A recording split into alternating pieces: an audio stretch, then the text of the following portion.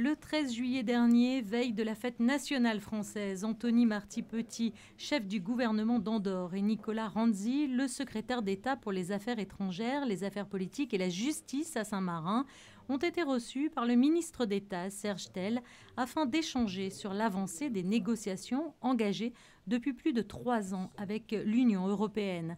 Des territoires à la fois semblables mais différents, avec des spécificités communes, comme par exemple la libre circulation des personnes. Ce qui nous rapproche, c'est le fait qu'on ne peut pas accepter, ni Andorre, ni Saint-Marin, ni Monaco, que 500 millions d'Européens puissent venir s'installer ou travailler en principauté sans qu'il y ait un contrôle par le gouvernement de cette installation, de cette installation au titre de la résidence ou de cette installation au titre du travail.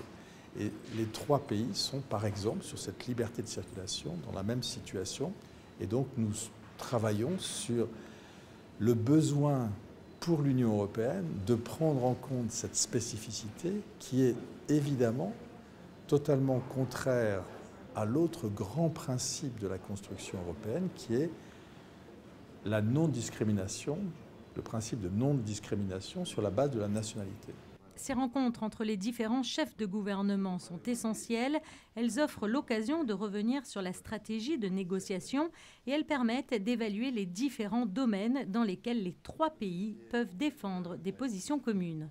Je crois que le message le plus important est de dire très clairement que rien ne se fera sans l'écoute des acteurs socio-économiques. Et en plus, même si parfois il y a beaucoup de pression, il y a aussi cette volonté, parce que c'est particulièrement facile, par nos dimensions, d'être dans l'écoute de tous les propos qui viennent de tous les secteurs, qui soient économiques et sociaux. Un accord qui devra donc prendre en compte les spécificités de chaque territoire. Pour mémoire, l'Union européenne qui a lancé un appel souhaiterait voir aboutir un accord politique avant la fin de la mandature de la commission Juncker en 2019. Il n'y aura pas d'accord, comme vous le savez, si l'ensemble de nos spécificités n'ont pas été prises en compte. Donc si elles devaient l'être dans les 7-8 mois qui nous séparent de la fin de la commission Juncker, évidemment, on regarderait à ce moment-là les conditions d'une éventuelle signature de cet accord. Mais si ce n'est pas le cas, pour nous, on continuera à négocier jusqu'à ce que l'accord que nous recherchons soit le plus à même de préserver les spécificités monégasques.